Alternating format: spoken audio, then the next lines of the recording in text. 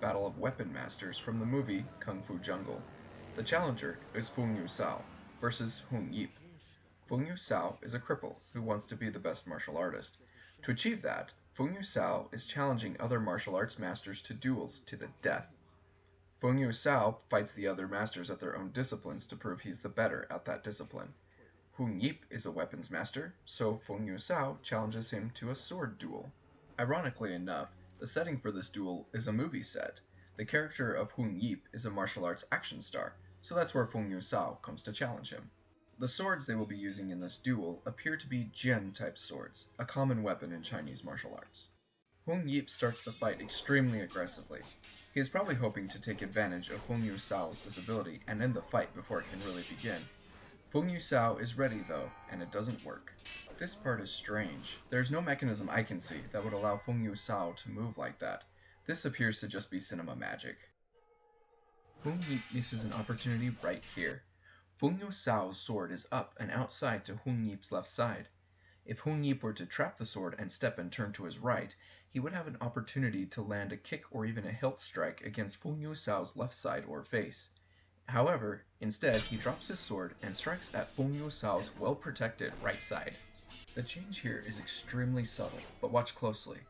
Fung Yu-Sau takes the initiative of the battle away from Hung Yip and starts to press the attack. This shift will make all the difference in this fight.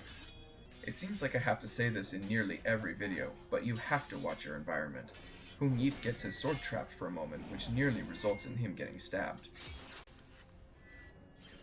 The fighters stop and take a breather for a second. Hung Yip realizes that he cut Fung Yu-Sau on his ankle, and the look on his face indicates that he thinks that that is now a weak point.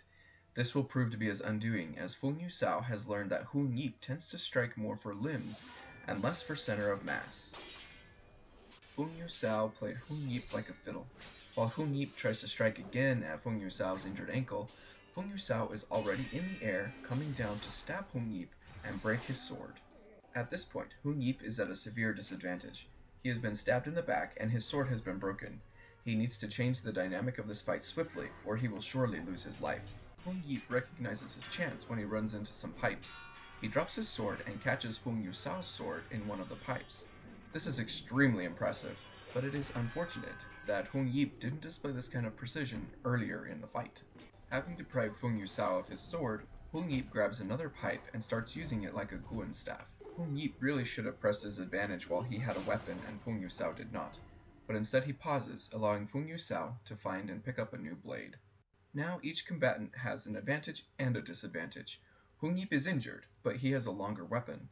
Hung Yip's only chance is to effectively use his guan staff to keep Fung Yu-Sau out of range so he can't use his box cutter. Fung Yu-Sau's objective is to get inside the effective range of the guan staff to nullify its advantage.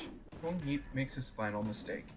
He becomes too attached to his weapon to adapt to the changing conditions of the duel. Fung Yu-Sau makes it nearly impossible for Hung Yip to wield the guan staff effectively. Once Fung Yu-Sau kicks the guan staff out of the way, Hung Yip should have let it go and found a different weapon or tried to escape. Instead, he holds onto the ineffective guan staff and tries to use it at close quarters, but it is no match for the speed and agility of the box cutter. Thank you for watching our video. Please don't forget to subscribe to our channel. If you would like to see us do a particular fight scene, please let us know in the comments. Also, if you feel so inclined, please support us on Patreon so we can continue to make great videos for you.